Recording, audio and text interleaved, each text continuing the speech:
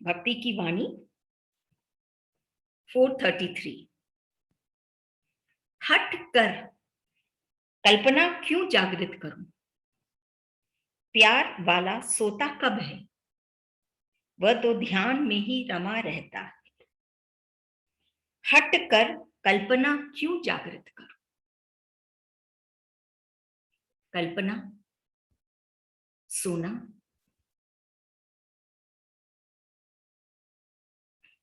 इस वाणी के मुख्य भाव। जब हम अपने सोने में हट करते हैं, जिद करते हैं, तब हम ये कल्पना को जागृत करते हैं। कल्पना क्या है?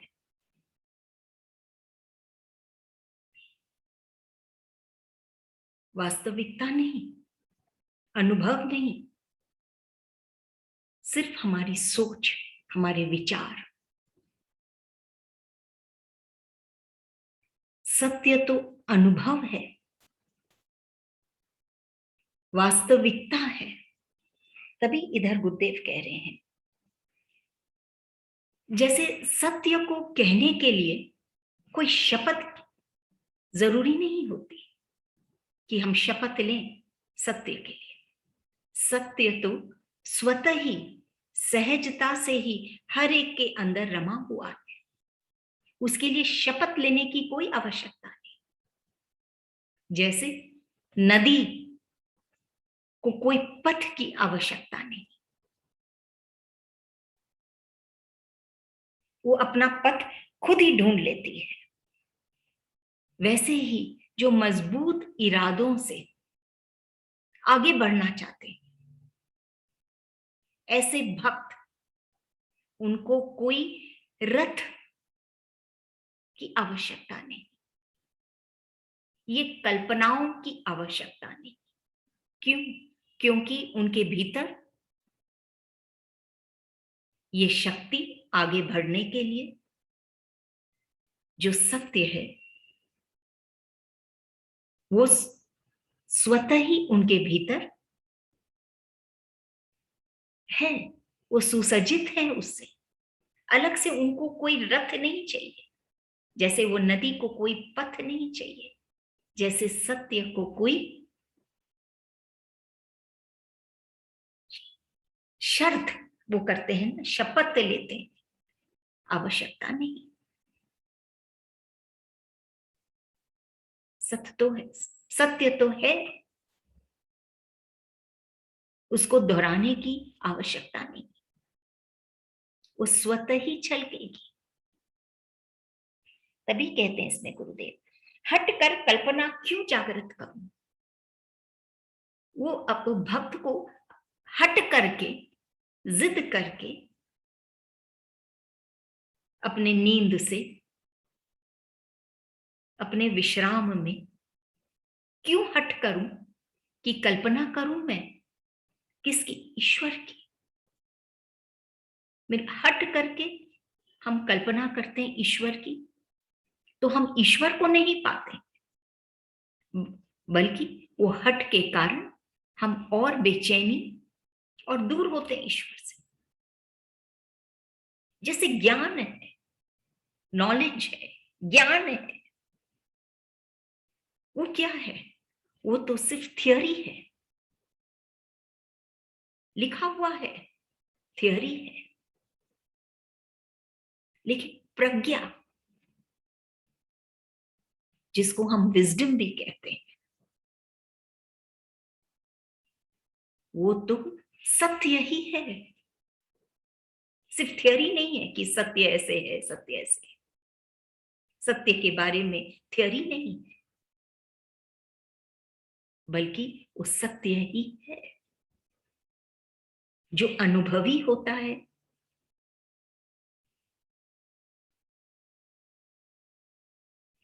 जो जिसमें वो बुद्धिमत्ता है, जो वाइज है, जिसमें वो विजडम है अनुभव के कारण। तो वो ज्ञान को एक थियोरी नहीं बनाता है, बल्कि वो सत्य का ही रूप हो जाता है। और ऐसे जन कौन है? संत है, जैसे हमारे गुरुदेव। तो इसमें क्या कहते हैं? प्यार वाला सोता कब है? ये प्यार वाला कौन? ये संत।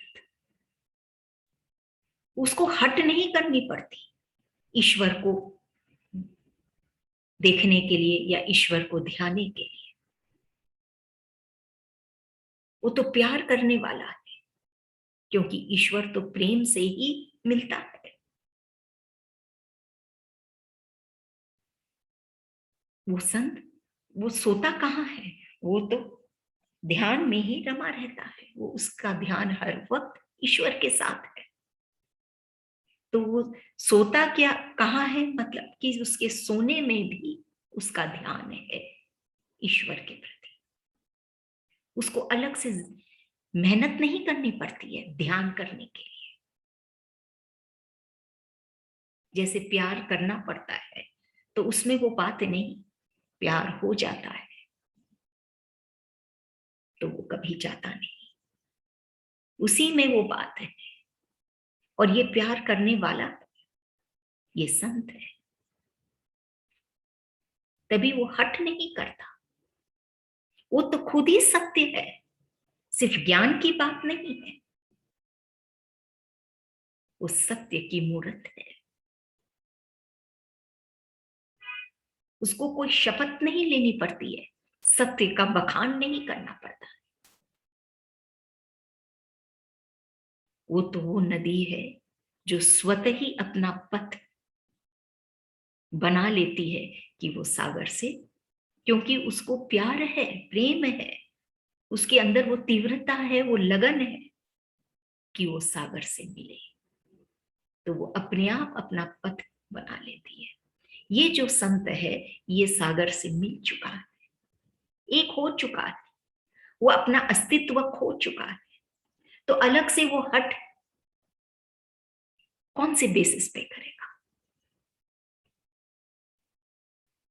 उसका अस्तित्व तो है ही नहीं, उसका मैं तो है ही नहीं।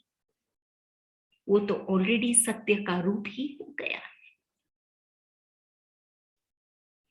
जैसे एक बार समुद्र के तट पर हम देखते हैं कि हम प्रकृति से बहुत कुछ सीखते हैं, बहुत कुछ महसूस करते हैं, ईश्वर को भी महसूस करते हैं। समुद्र के तट पर जब हम खड़े होते हैं और वो विशाल समुद्र, सी, उसकी तरफ जब हमारी दृष्टि जाती है, शांत वातावरण है, बाहर में अब भीतर की क्या स्थिति है, क्या अनुभव होता है कि हमारी जिंदगी भी ऐसे ही है, इस विशाल समुद्र के जैसे, जो चलती जा रही है, चलती जा रही है। उस समुद्र की का कोई अंत नहीं। जिंदगी ऐसे ही चलती जाती है और सब कुछ छूटता चला जाता है। फास्ट का पिछले पिछली बातें सब कुछ छूटता चला जाता है और हम आगे बढ़ते चले जाते हैं।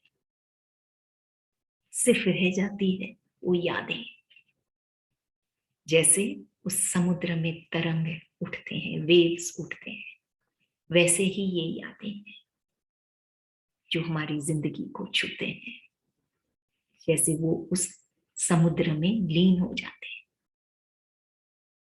और कुछ नहीं रहता, और तो हमारा जीवन चलता ही जाता है, नेवर एंडिंग।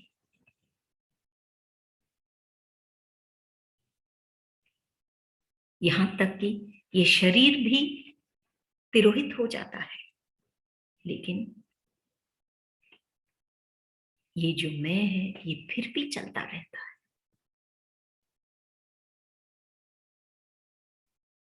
अगर ये भीतर में वो, अगर बाहर में वो शांत वातावरण है और भीतर में भी हम अगर ये शांति को प्राप्त करें, ये अनुभव करें कि हमारा जीवन भी इस समुद्र के जैसे चलता जा रहा है, और जो बीत रहा है, जो घटित हो रहा है, वो छूटता चला जाएगा, क्योंकि घटता तो बाहर में है, लेकिन वो जो रिएक्शन है उसका, वो तो हमारे भीतर में होता है। क्यों? जो घटता है वो छूट जाएगा और हम आगे बढ़ते चले जाएंगे, बस यादें ही रह जाती है।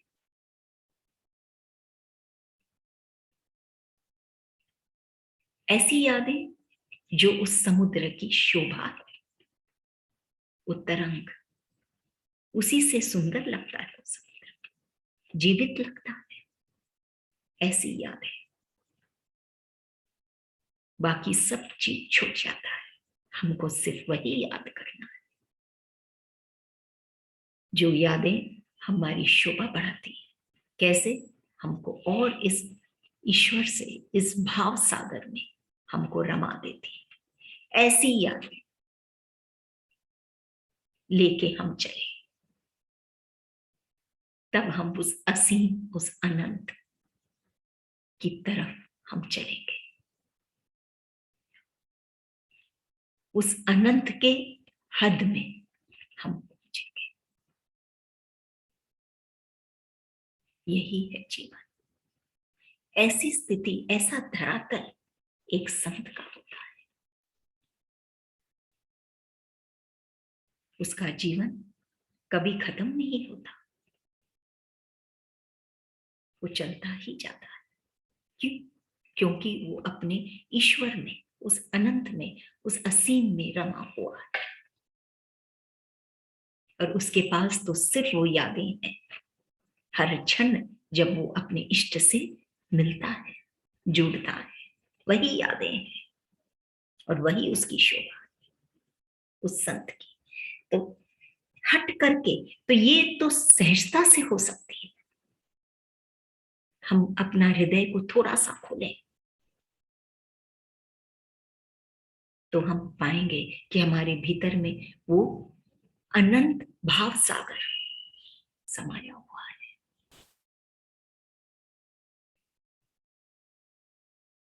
उसका अनुभव करते ही हम आगे बढ़ने लग जाते हैं। हमको हट नहीं करना पड़ता, हट करके हम ईश्वर को नहीं पा सकते।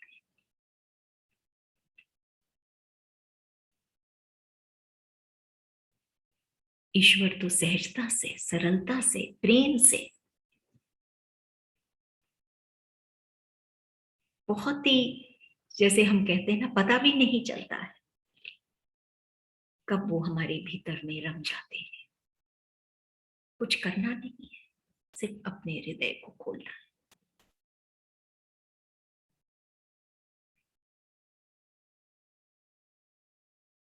कि लो पर्दा डाल के तूने खुदा का रूप ही बदल दिया। वो पर्दा डाल रखे हैं, बस एक कोई वेश ले रखे हैं, लेकिन है तो वो खुदा ही। और जब वो खुद जाते हैं हमारे इस हृदय में, खुद जाते हैं हमारे इस हृदय में, तब हम उस खुदा को पाते हैं जो उस संत के भीतर है। तब हट नहीं करना पड़ता, कल्पना नहीं करनी पड़ती कि ईश्वर कहाँ है, कौन है, कैसे है, कितने दूर है। ये सब भ्रम हट जाता है, मिट जाता है, और वो ईश्वर को पा जाता है। तो प्यार वाला सोता कब है?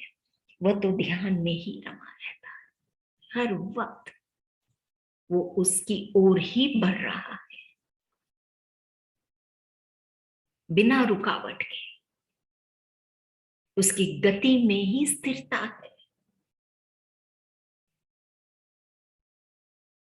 जैसे वो समुद्र में बढ़ता ही चला जाता है, वैसा ही है ये सब। सोता नहीं। सोना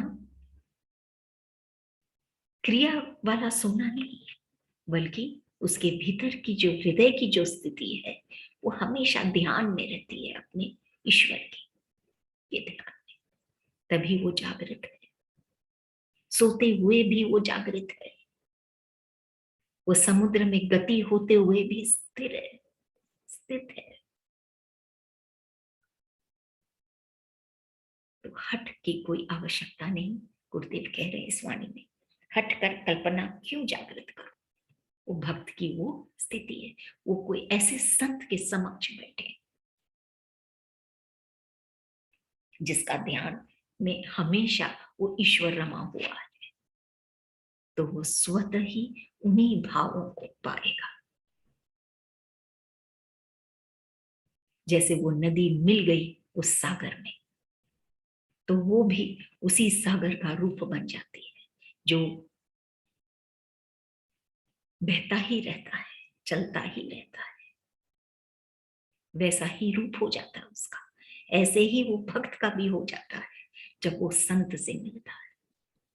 हट नहीं करना पड़ता, अलग नहीं होना पड़ता उसको, बल्कि वो उसी भाव में बहता जाता है जिसमें वो संत बह,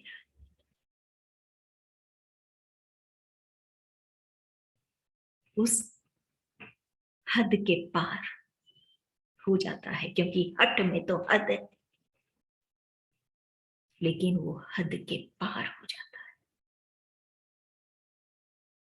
क्योंकि वो शरीर से परे हो जाता है, अपने हृदय के भीतर में वो भाव सागर में समा जाता है, न कि इस भाव सागर में जो ये संसार है, जिसको सिर्फ शरीर से मतलब है, हमारे तन से मतलब है, लेकिन भीतर का जो मन है, हृदय है, वो भाव सागर में समा जाता है, ईश्वर को पा जाता है जब वो संत के पास बैठता है। प्यार वाला सोता कब है, वो तो ध्यान में ही रमा रहता है। इससे ये समझ में आ रहा है कि अगर ईश्वर को पाना है, जो ये भक्ति की चैप्टर है, वही उस भक्त का लक्ष्य है, तो फिर हट करके या कल्पना करके,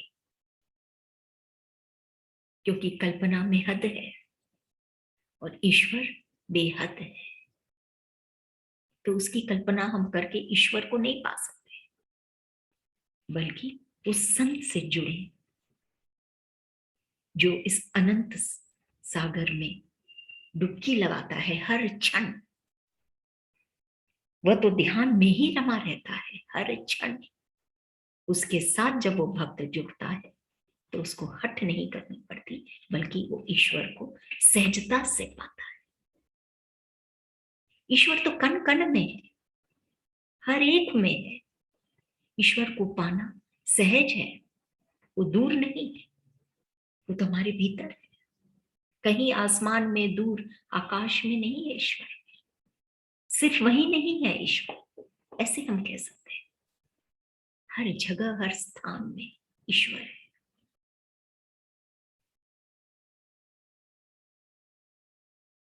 हर पत्ता जो उस पेड़ पर उगता है उसमें ईश्वर है, और हर एक पत्ता जो उससे झड़ जाता है उसमें भी ईश्वर है, क्योंकि वो पत्ता वापस उसी ईश्वर में लीन हो जाता है। तो हट करके हम कल्पना क्यों जागृत करें। वो भक्त यही सोचता है, वो तो प्यार वाले के पास बैठना चाहता है, जो हर वक्त उसका ध्यान तो ईश्वर में ही रहता है। वो सोता भी है तो भी ईश्वर के ध्यान में, तो उसको हट नहीं करना पड़ता। उसकी नींद बहुत, क्या कहें, बहुत अच्छे से वो ले पाता है, क्योंकि उसका ध्यान उस आनंद रूप सत्य का, उसी में वो रमा है। अगली वाणी, आज तुम्हें क्या दूं, मैं दूं, तू लूं, अहंकार समर्पण।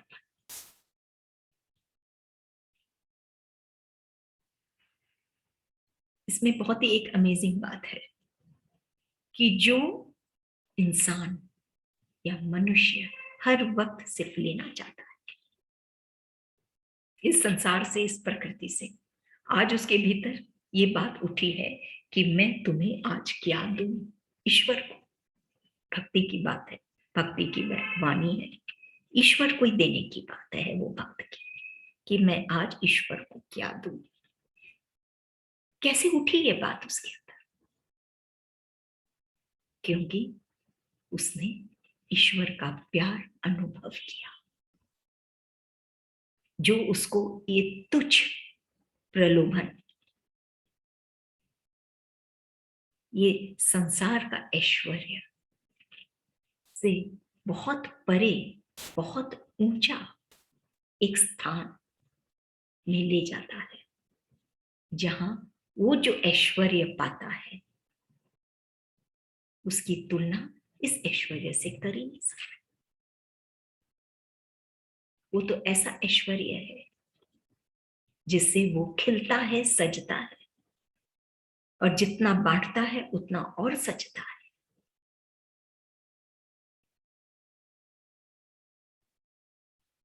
क्योंकि वो सोता भी है तो भी वो सजता है उसकी भावों में, तो सोते हुए भी वो जागृत है, होश में है, बेहोश नहीं, मदहोश है। तभी कहते हैं कि आज तुम्हें क्या दूं। उसने ये प्यार का अनुभव किया, तभी वो अब जान गया कि इसमें जो बात है वो संसार में नहीं।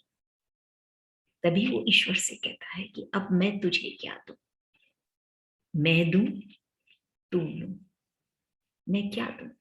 क्वेश्चन है, आंसर भी गुरुदेव दिए इसमें, कि मैं दूं, कि मेरा जो मैं है वो दे दो, मतलब वो मिट जाए, वो प्रभु का रस पाले और खुद उसी में खो जाए।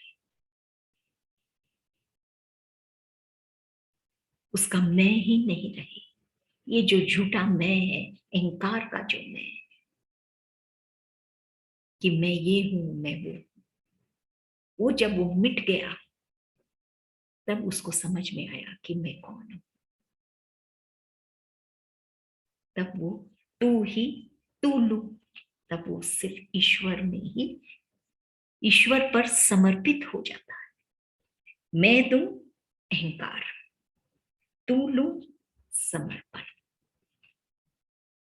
गुरुदेव कह रहे हैं कि मैं दूं तो लिखे हैं अहंकार, कि वो अपना अहंकार दे। ये अहंकार क्या है? पल पल कर उम्र, हर पल पल पल कर उम्र पाती है ये जिंदगी, पल पल उम्र पाती है ये जिंदगी। एक एक क्षण जुड़ जुड़ कर, एक एक पल जुड़ जुड़ कर उम्र पाती है ये जिंदगी, हमारी जो जिंदगी, कि हम उम्र पाते हैं पल पल जुड़कर। और जब ये खत्म हो जाता है तो उसमें कोई वक्त ही नहीं लगता, एक क्षण में हो जाता है। ऐसे ऐसा ही है ये अहंकार, कि जो इस अहंकार में उड़ान भर रहे हैं, उड़ रहे हैं इस अहंकार में, इस मैं में, कि मैं हूं, इसमें जो उड़ रहा है उसको जमीन पे आने में कोई वक्त नहीं लगता। ऐसा है ये अहंकार। जैसे एक बार पढ़े थे कि दुख भी क्या है, एक बुलबुला है,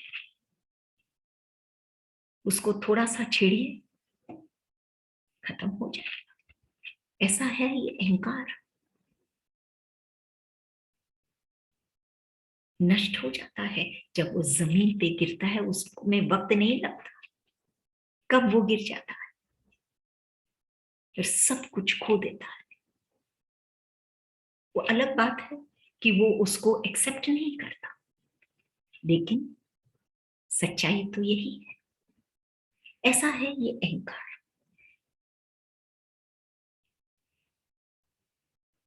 अगर लोग नम्र हो जाए, नरम हो जाए,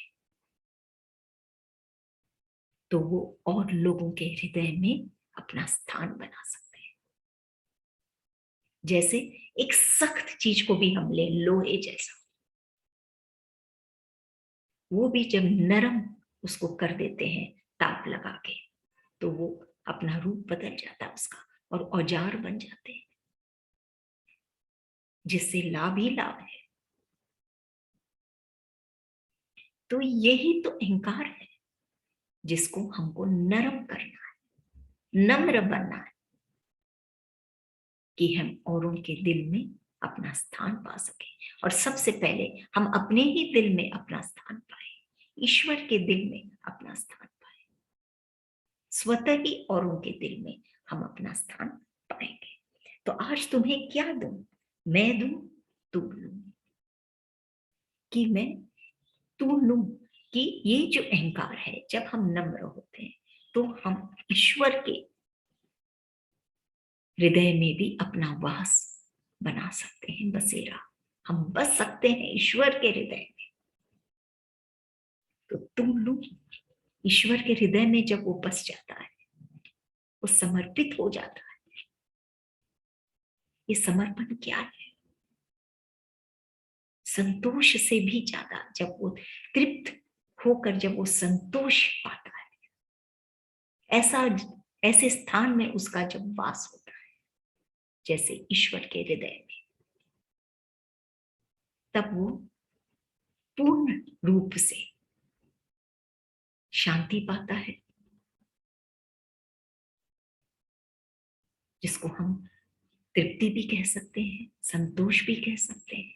वो जब पाता है तब वो समर्पित होता है, और फिर जीवन के जो भी पहलू उसके सामने आते हैं, प्रतिकूल हो चाहे अनुकूल हो, हर एक को वो एक्सेप्ट करता है।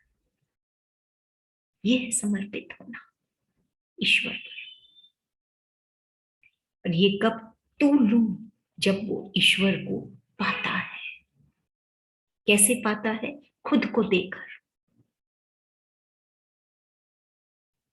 कुछ भी खरीदने के लिए स्थूल में भी हमको कुछ मोल देना पड़ता है, तब हम कुछ पाते हैं, कुछ लेने के लिए। वो अपने आप को समर्पित करता है, तब वो ईश्वर को पाता है। ईश्वर को पाता है, वो है समर्पण। और मैं जो देता है वो है उसका अहंकार, जिसको वो देता है।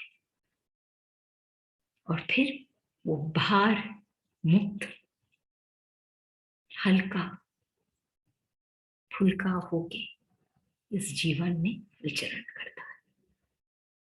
ऐसी स्थिति हो जाती है उस भक्त की कि आज तुम्हें क्या दूं। लेकिन शुरुआत में सबसे पहले वो उस प्यार को अनुभव करे ईश्वर का, तभी ये अहंकार उसका स्वतः ही मिटने लग जाता है। क्योंकि वो जानता है, वो महसूस करता है कि करने वाला वो नहीं बल्कि ईश्वर है। और ईश्वर को वो कर्ता मानता है, तो वो बेचैन नहीं होता बल्कि हल्का हो जाता है। और फिर समर्पित होता है, क्योंकि वो आनंद, वो तृप्ति पाता है, वो संतोष पाता है, तब वो समर्पित होता है। तो तुम्हें क्या दूं? मैं दूं और तू लूं। ये है भक्ति, कि वो भक्त एहसास किया है ईश्वर का प्रेम और भाव के रूप में। क्योंकि ईश्वर के दर्शन तो उसका अनुभव है।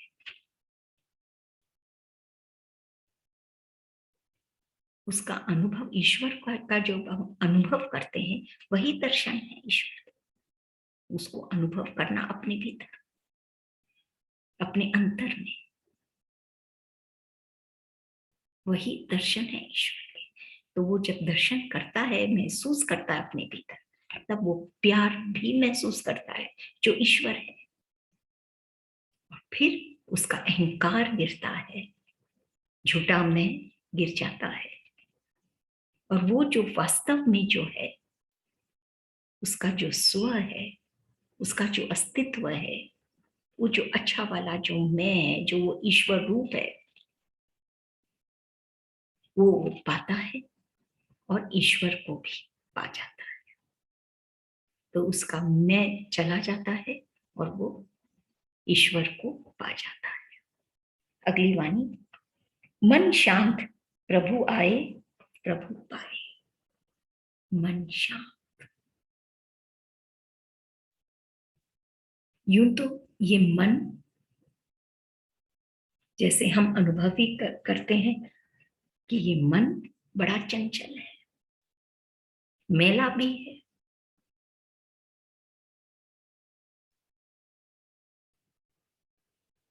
लेकिन मन शांत कब होगा? भक्ति की चैप्टर है, मन की बात है, भीतर की बात है, बुद्धि की बात नहीं,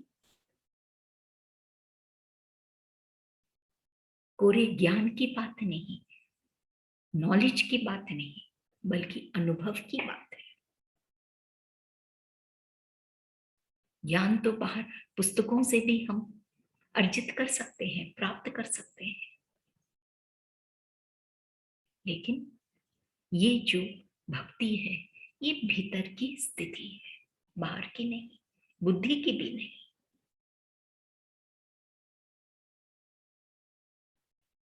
तब कहते हैं इसमें,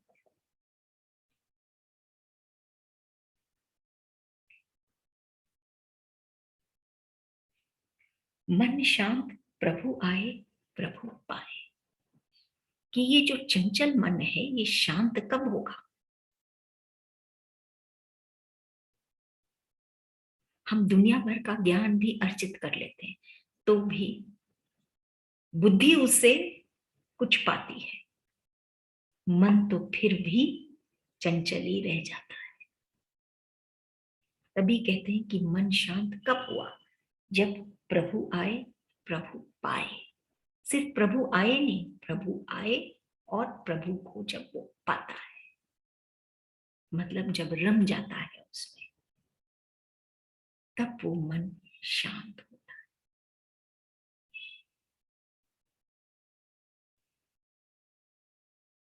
ये ऐसी स्थिति है कि ये तो अनुभव ही करके समझा जा सकता है। कहकर कहां तक हम कह सकते हैं कि मन शांत कब होता है? कि प्रभु आएंगे तब, कि जब वो भीतर में अपने प्रभु को देखता है,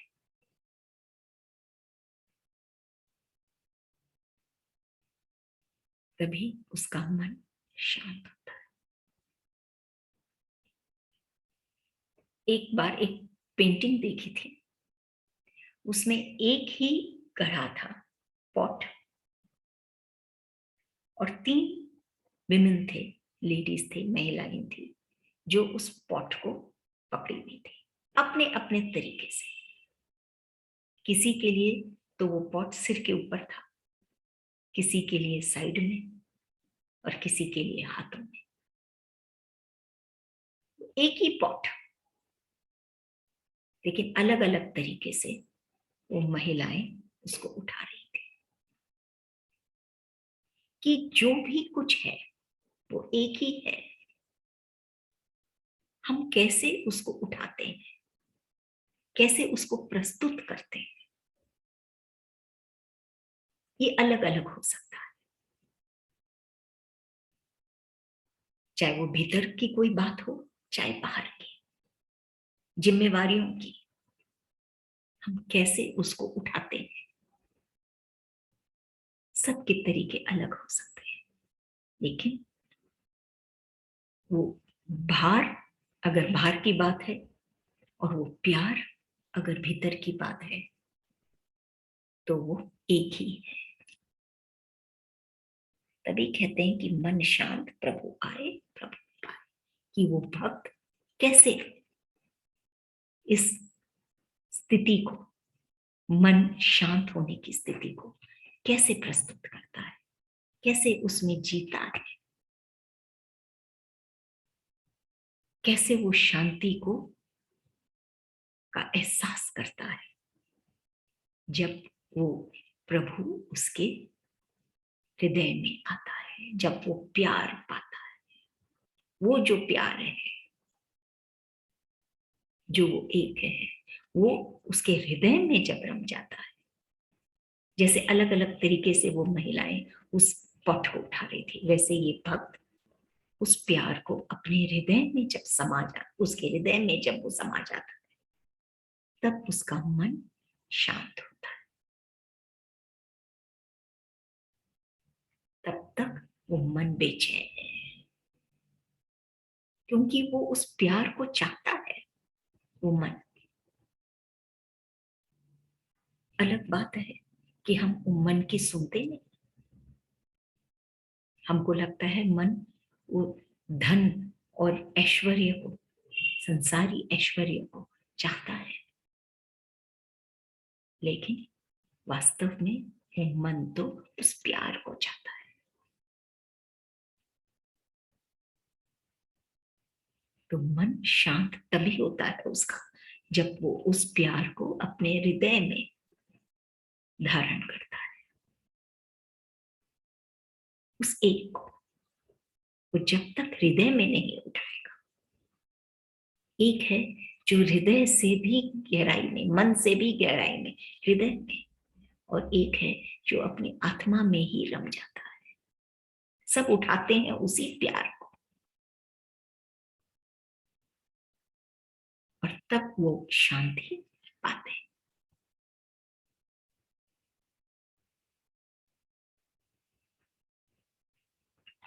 मन शांति चाहता है, चित्त भी शांत होना चाहता है। मन की तुलना हम कई बार पतंग से भी करते हैं कि वो उड़ान भरना चाहता है। ये चित्त शांत होना चाहता है, और ये आत्मा हंस की तरह सच्चे मोती चुगना चाहता है। सच्चे मोती वो सत्य, वो परमात्मा, वही सत्य है और वही सच्चा है जो शाश्वत है। लेकिन ये सब कब पाएगा वो भक्त? जब वो प्रभु आएंगे और वो प्रभु को पाएगा। प्रभु आएंगे, प्रभु तो है, लेकिन उसका हृदय जब खुलेगा और फिर वो अपने इष्ट को पाएगा वहां खड़ा, तब वो अपने भीतर उसको रमा देगा, और तब वो मन उसका शांत होगा। अगली वाणी, तेरी कल्पना तू प्रत्यक्ष है, कल्पना कैसी? प्रत्यक्ष तू प्रत्यक्ष, तेरी कल्पना। भक्त कई बार सोचता है कि भगवान कहाँ है, बहुत दूर है, कैसे है, बहुत से क्वेश्चंस हैं उसके भीतर। तब वो कल्पना करने लग जाता है, सोचने लग जाता है कि भगवान ऐसे हैं, वैसे हैं। तेरी कल्पना, वो कल्पना करने की आवश्यकता नहीं, तू प्रत्यक्ष है, कल्पना कैसी? कि अगर वो अपने हृदय को खोलेगा तो उसको कल्पना करने की आवश्यकता नहीं है अपनी बुद्धि से, विचारों से। वो अपने हृदय को खोलेगा तो वो ईश्वर को प्रत्यक्ष पाएगा, अपने पास पाएगा, आंखों से वो देख पाएगा, अपने भीतर के आंखों से जो दिखता है वही प्रत्यक्ष, उसको वो देख पाएगा, ईश्वर को।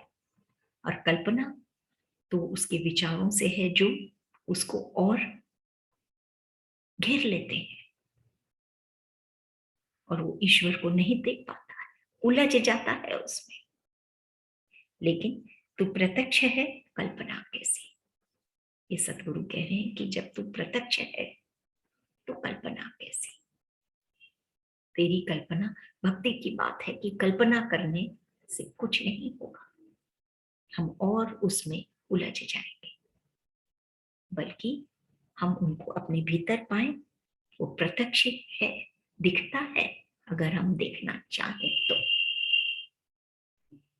प्रत्यक्ष तो प्रत्यक्ष, बल्कि जो भी प्रत्यक्ष है, जो भी दिख रहा है, उसमें तू प्रत्यक्ष है, तू दिखता है उसमें। तो देखने की दृष्टि होनी चाहिए कि प्रत्यक्ष तू प्रत्यक्ष, हर चीज जो प्रत्यक्ष है, जो दिख रहा है, उसमें भी तू दिखता है, तू प्रत्यक्ष है। उसको देखने की दृष्टि होनी चाहिए। ईश्वर को कहीं दूर नहीं, कोई कल्पना करने की आवश्यकता नहीं कि कैसे है ये ईश्वर।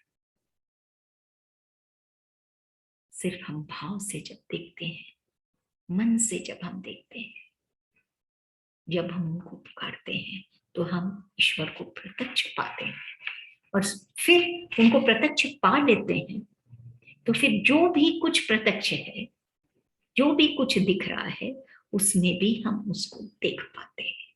चाहे वो अन्य व्यक्ति हो, चाहे वो प्रकृति हो, चाहे कुछ भी, कोई परिस्थिति हो, कुछ भी, प्रत्यक्ष में वो प्रत्यक्ष है।